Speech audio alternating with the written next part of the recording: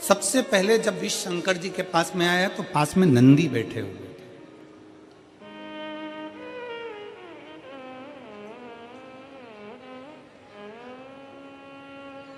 शंकर जी के सम्मुख में नंदी बैठे थे। जैसे ही देवता विष का कटोरा लेकर आए तो नंदी उठकर खड़े हो गए।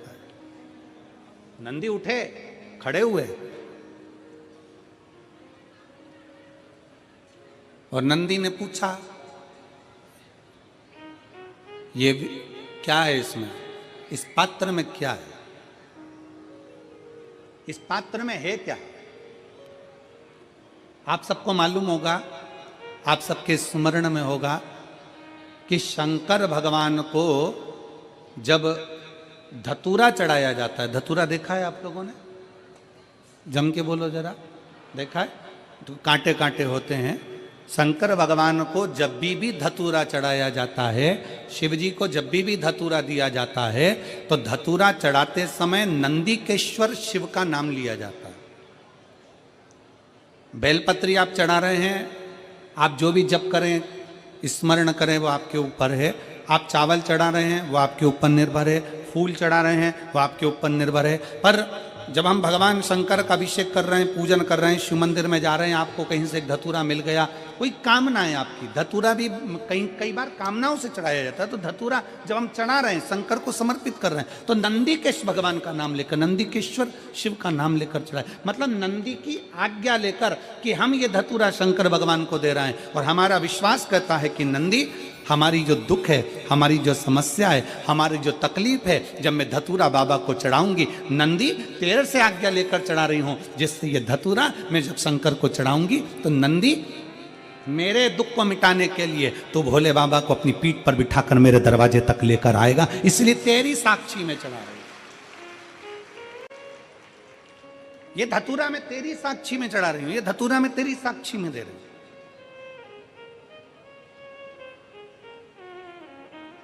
धतूरे का जो पुष्प है, उसको 2 जगह पर समर्पित किया जाता है।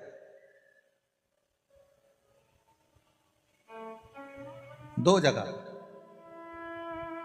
एक, धतूरे का पुष्प जहां भगवान शंकर का जल चढ़ाने जाते हो, पूजन करने जाते हो, स्मरण करने के लिए जाते हो, वहां अशोक सुंदरी वाली जगह पर धतूरे को, फूल को समर्पित किया जाता है। एक। दूसरे नंबर का धतूरे का जो फूल होता है, 2 फूल जब हम समर्पित करने जा रहे हैं, तो एक अशोक सुंदरी वाली जगह पर, फूल का जो मुख होता है,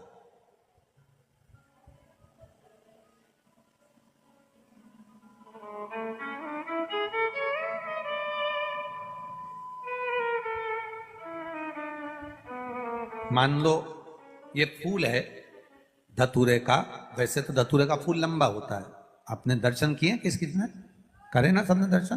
धतूरे का फूल लंबा होता है। अब वो लंबा जो पुष्प है, उसका जो खिला हुआ भाग है, जो खिला हुआ, और पीछे की जो डंडी है, तो अशोक सुंदरी वाली जगह पर जब हम समर्पित करते हैं, अशोक सुंदरी वाली जगह पर जब हम उसको चढ़ाते हैं, तो जैसे ये शिवलिंग है और यहां सामने अशोक सुंदरी की जगह है, तो जो अशोक सुंदरी वाली जगह पर हम पुष्प समर्पित करते हैं, तो खिला हुआ जो भाग है, जो खिला हुआ भाग है, उसको इस तरह से रखते हैं कि शिवलिंग की ओर उसका खिला भाग जाए, और डंडी का भाग इधर गणेश जी, कार्तिकेय जी और 33 कोटि जो देवी देवता हैं, उस ओर उसका भाग जाए, उसका भाग ऐसा समर्पित करें। एक।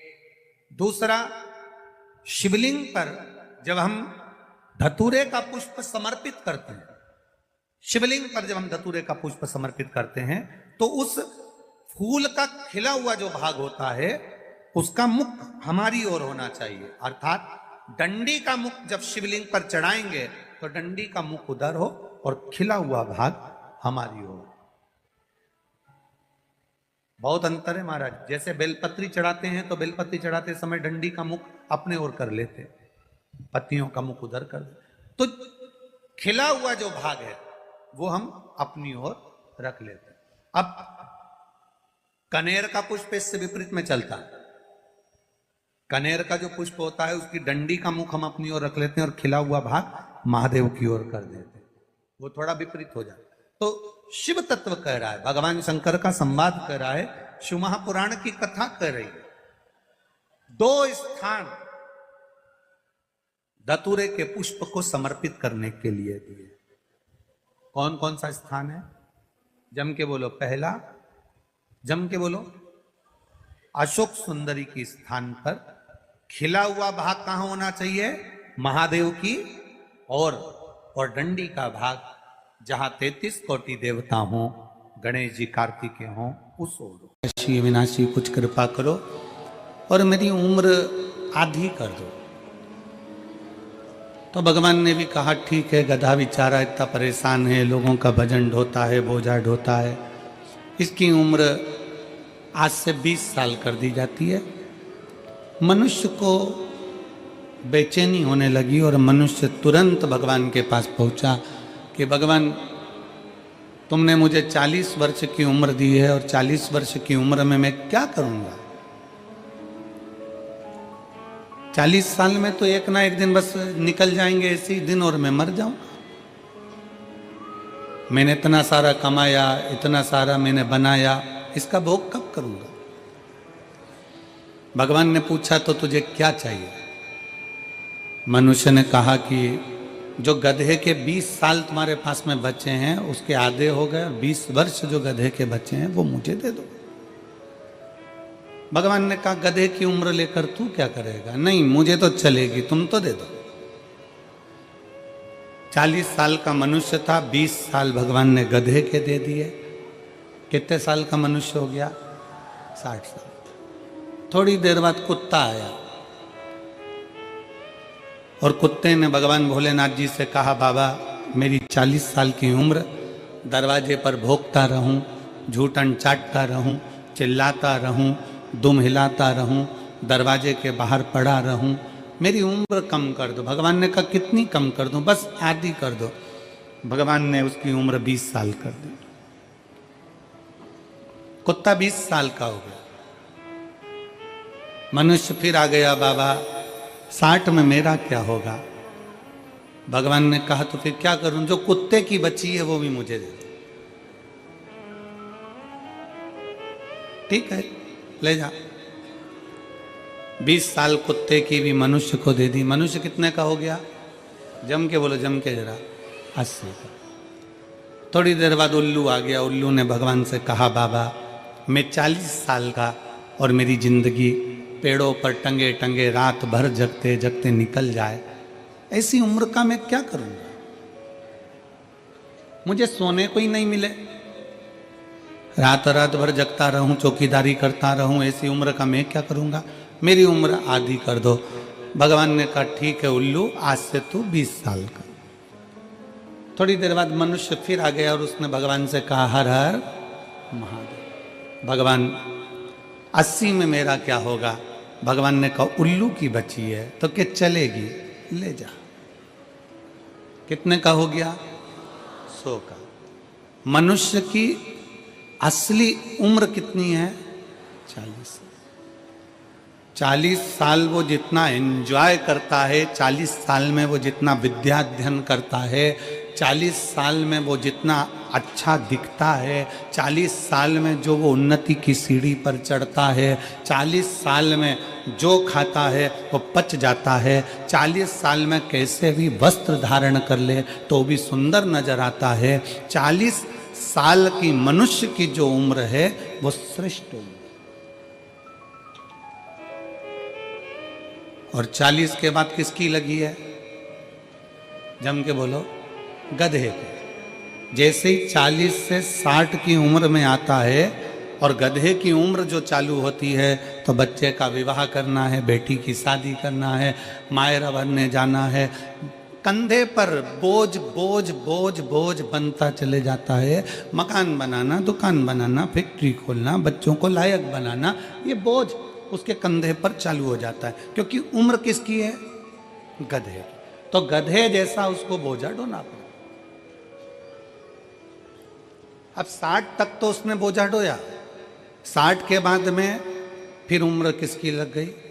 कुत्ता की। 80 की उम्र में आया, 60 से 80 की उम्र में जैसे ही आता है और कुत्ते की जब उम्र लगती है तो अपना कमरा छोड़कर उसको हॉल में पलंग डालकर रहना पड़ता है। घर के लोग भी कह देते हैं ये कमरा मैं बच्चों को दूंगा, मम्मी तुम्हारे पोता पोती का कमरा है, ये वाला कमरा इनका है, वो कमरा उनका है, तुम हॉल में रह जाना। 80 की उम्र आती है तो बाहर दरवाजे के पास में खटिया डल जाती है, पलंग डल जाता है, कुर्सी डल जाती है। 80 की उम्र और वहीं बैठे बैठे पूरी चौकीदारी होती है। जैसे कुत्ता दरवाजे पर रहता है वैसे 80 की उम्र में अपने को रहना पड़ता है। 80 की और 80 की उम्र जैसी पूरी होती है फिर किसकी उम्र लग जाती है? उल्लू की। अब कई माताएं कहती हैं गुरुजी हमको नींद नहीं आती। हमने पूछा कितने साल के हो गए तो कहा 85 क्या। कोई भाई करे कि गुरुजी हमको नींद नहीं आती। हमने पूछा कितने के हो गए? 83 के। अब उनको कौन समझाए कि 80 से 100 के बीच की जो उम्र है वो उल्लू की उम्र है। तुम कितनी भी नींद की गोली खा लो, रात को 2 बजे से लेकर 5 बजे के बीच में तुम्हारी नींद खुलेगी जरूर, क्योंकि तुम्हें उल्लू की उम्र लगी है। उल्लू की उम्र लगी है तो वो खुलना ही है।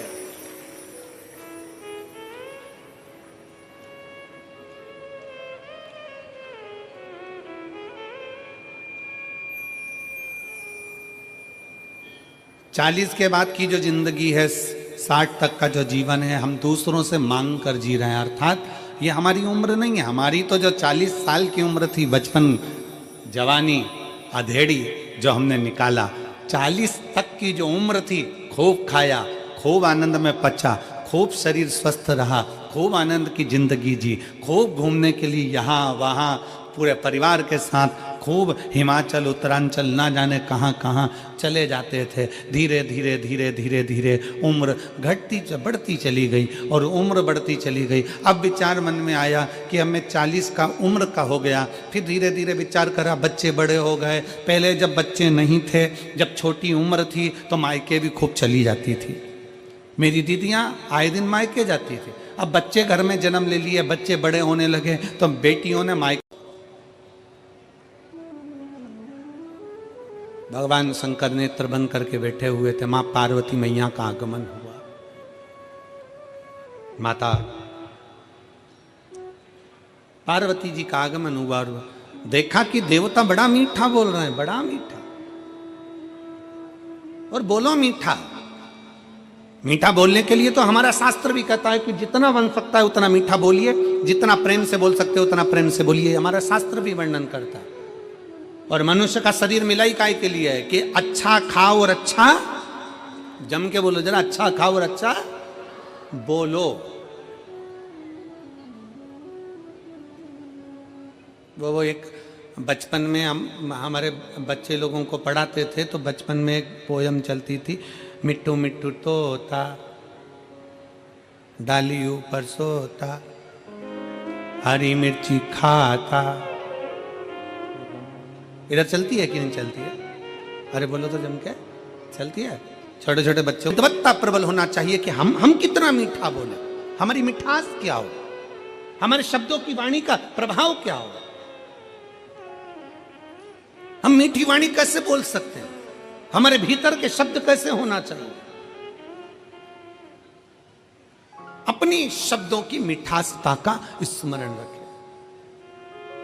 शंकर भगवान के सम्मुख में एक कटोरा विष का आ गया, विष का कटोरा। शिव जी के सम्मुख में एक विष का कटोरा आया और शंकर भगवान की साक्षी में जब विष का कटोरा आया, सम्मुख में जब विष का कटोरा पहुंचा, शंकर भगवान प्रसन्न थे पर मां जगत जननी जगदम्बा दुर्गा भवानी की आंखों में जल था। मां जगत जननी के नेत्रों में जल भरा हुआ था। मां जगदम्बा के नेत्रों में जल भरा हुआ था, मां की आंखों में जल। और माता की आंख में जब जल भरा हुआ था, नेत्रों में जब जल भरा हुआ था, फिर पूछा नंदी ने, मां, नंदी पूछ रहा है, ए मां,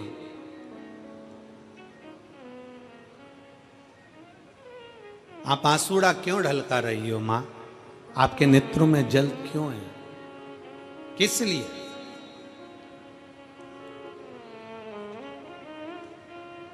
आप क्यों रो रही हो मां?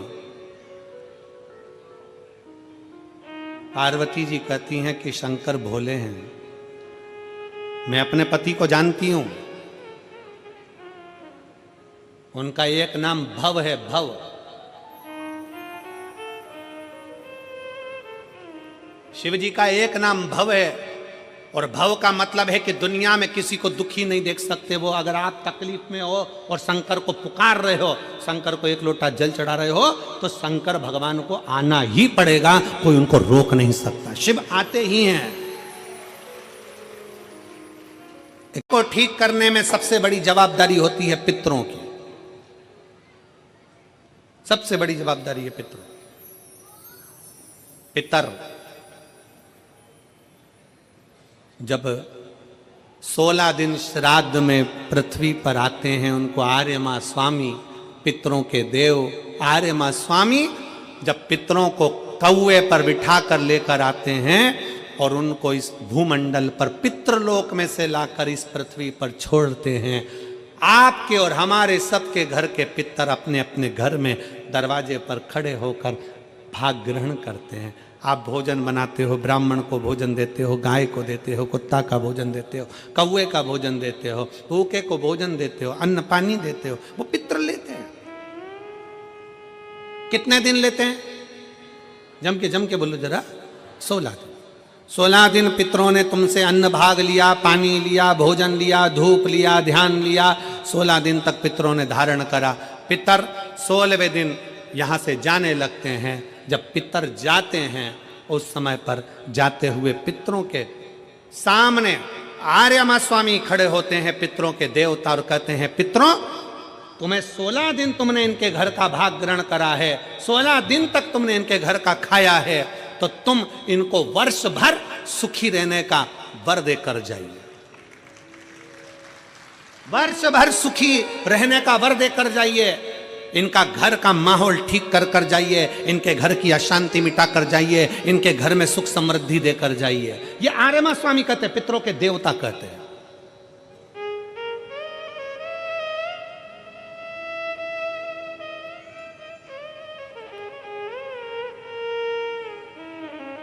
तब पितर कहते हैं कि हम इनको वर्ष भर का इतना सारा फल नहीं दे पाएंगे, पर एक बात जरूर है, एक बात जरूर है, पितर कहते हैं, अगर शंकर साक्षी दे तो हम इनको वर्ष भर का फल देकर जाएंगे। शिव साक्षी दे, शंकर साक्षी दे। इसलिए शिव महापुराण में लिखा है, मंगलवार का व्रत कर लो, शुक्रवार का व्रत कर लो, गुरुवार का व्रत कर लो, बुधवार का व्रत कर लो, चतुर्थी का व्रत कर लो, सारे व्रत, दुनिया के जितने व्रत होते हैं, तीज, चतुर्थी, छठ, जितने व्रत करना है कर लो। सारे व्रत का फल देवता कब देते हैं? अगर देवी का व्रत करोगे तो भी शंकर के बिना वो फल आपको नहीं मिल सकता, बृहस्पतिवार का व्रत करोगे तो भी शिव के बिना नहीं मिल सकता, शुक्रवार का व्रत करोगे तो भी शंकर के बिना नहीं मिल सकता। सारे व्रत का फल कब मिलता है? किसी भी देवता का व्रत करो पर फल कब मिलेगा? जब शंकर भगवान की आज्ञा होगी, क्योंकि मृत्यु लोक का देव अधिदेव महादेव है। ब्रह्मा जी ब्रह्मलोक में, भगवान विष्णु वैकुंठ लोक में, इंद्र इंद्रलोक में, गरुण गरुण लोक में, वरुण वरुण लोक में, मृत्यु लोक का देव है देव अधिदेव महादेव। अगर किसी देवता का भी व्रत करोगे, फल पहले शंकर जी से पूछा जाएगा, तब दिया जाएगा। शिव की आज्ञा बिना कोई फल भी नहीं मिलता।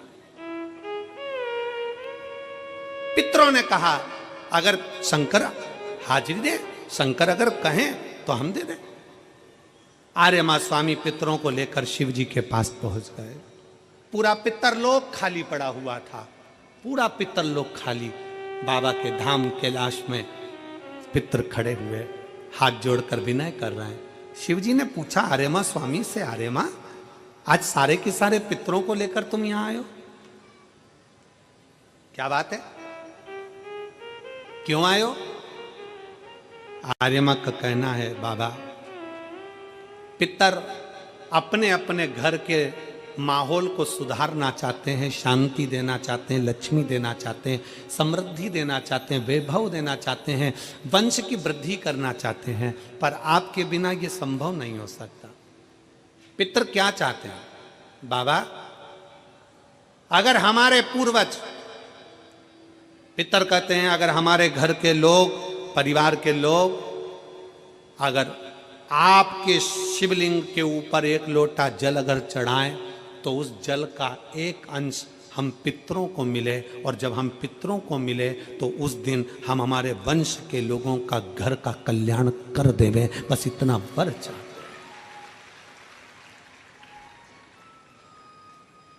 शिव महापुराण की कथा कहती है, शंकर भगवान को जब घर में से एक लोटा जल लेकर निकलते हो ना, जब शिव को एक लोटा जल चढ़ाते हो ना, उसका एक अंश पितरों को मिलता है, और जब घर में पितरों को अंश, एक लोटे जल में से थोड़ा सा अंश पितरों को भगवान शंकर देते हैं, तो घर के पितर तुम्हारे को वर प्रदान करते हैं, तुम्हारे घर में शांति का अनुभव होता है, और वैभव और सुख और वंश की वृद्धि होती है। शिव के करीब में पितर भी विराजमान है, कृष्ण कन्हैया के पास में राधा जी हैं, सब देवता के पास में सारी देवियां हैं, उनके नजदीक में है, केवल एक शंकर भगवान है जो अपनी पत्नी को अपने पास में नहीं अपने से ऊंचे बिठाते हैं, इसलिए शंकर के मंदिर में पार्वती का स्थान ऊंचा होता है। शिव जी से ऊंचा पार्वती का स्थान है। उज्जैन चले जाओ, महाकाल बाबा जमीन पर विराजमान है और पार्वती मैया ऊंचे स्थान पर। सोमनाथ चले जाओ, माता पार्वती ऊंचे स्थान पर बैठी हैं। आप ओमकारेश्वर चले जाओ, माता पार्वती ऊंचे स्थान पर बैठी हैं। शंकर भगवान के मंदिर में पार्वती मैया का स्थान ऊंचा है, क्योंकि शंकर भगवान अपनी पार्वती को ऊंचे स्थान पर रखते हैं, आदर देते हैं, सम्मान देते हैं, और जिस घर में नारी का सम्मान होता है उस घर में कभी बरकत की कमी नहीं होती। इसलिए पार्वती मैया को शंकर भगवान ने सम्मान दिया तो उनके घर में रिद्धि भी आई, उनके घर में सिद्धि भी आई, और उनके घर में बुद्धि भी आई। अगर जहां नारी का सम्मान होता है वहां रिद्धि सिद्धि बुद्धि तीनों आती है। तो कैसे उस हलाहल विष को पचा पाएंगे? क्या होगा? पार्वती मैया ने कहा, चुप रहे नंदी, आप शंकर को विष पीने दे।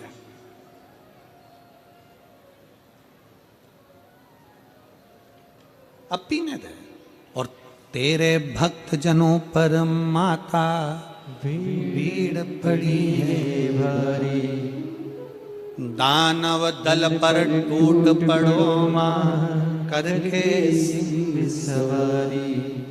सो सिंहों से तू बलशाली, अष्ट भुजाओं वाली, दुखियों के दुख वारती हो मैया, हम सब उतारे तेरी आरती।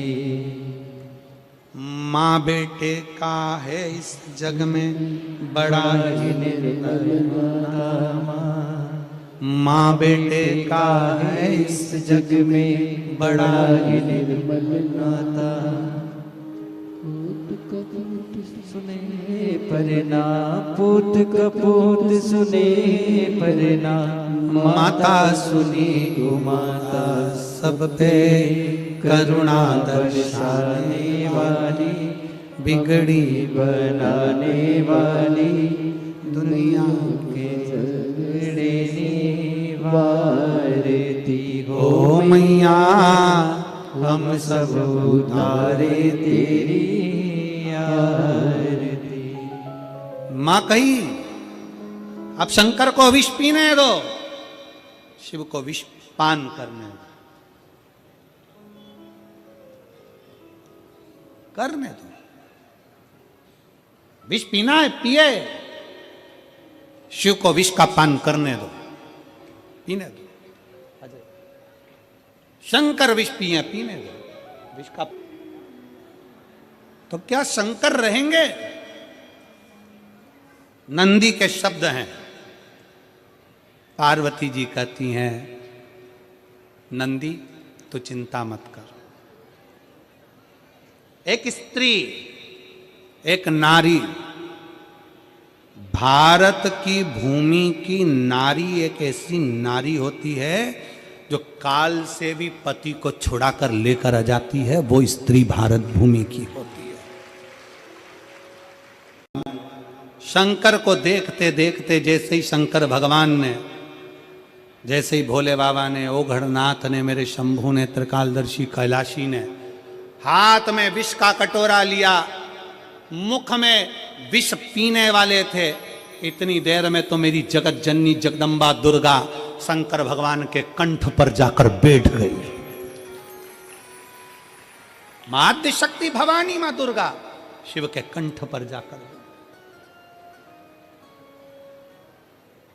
शंकर के कंठ पर जाकर जब बैठी, शिव के कंठ पर जब मां भवानी विराजमान हो गई, विष हलाहल बाबा देवाधिदेव महादेव पीने लगे, हलाहल विष।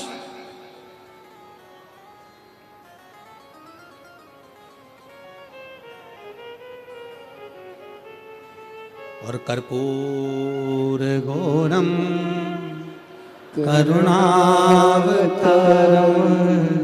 संसार सारम भुजगेन्द्रहारम सदा वसंतम हृदयारविंदे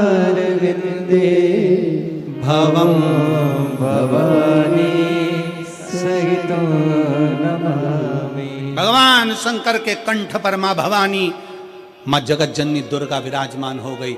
विष अंदर उतरता, विष अंदर जाता, पर मां जगत जननी कंठ पर बैठकर आदि शक्ति मां दुर्गा ने हाथ में झेल लिया, देवी ने भीतर झेल लिया।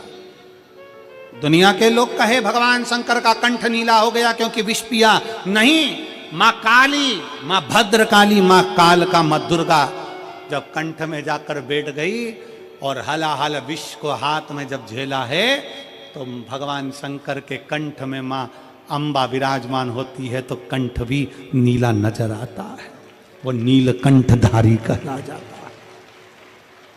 नीलकंठ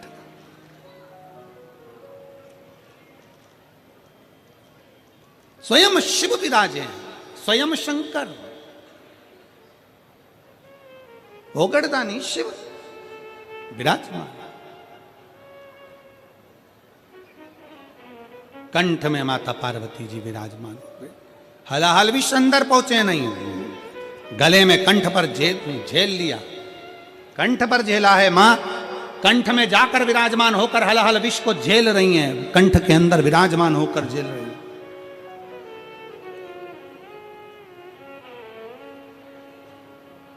समय आया, भगवान शंकर की देवताओं ने स्तुति करी, बहुत बहुत भाव से कहा कि नमामि शमीशान निर्वाण।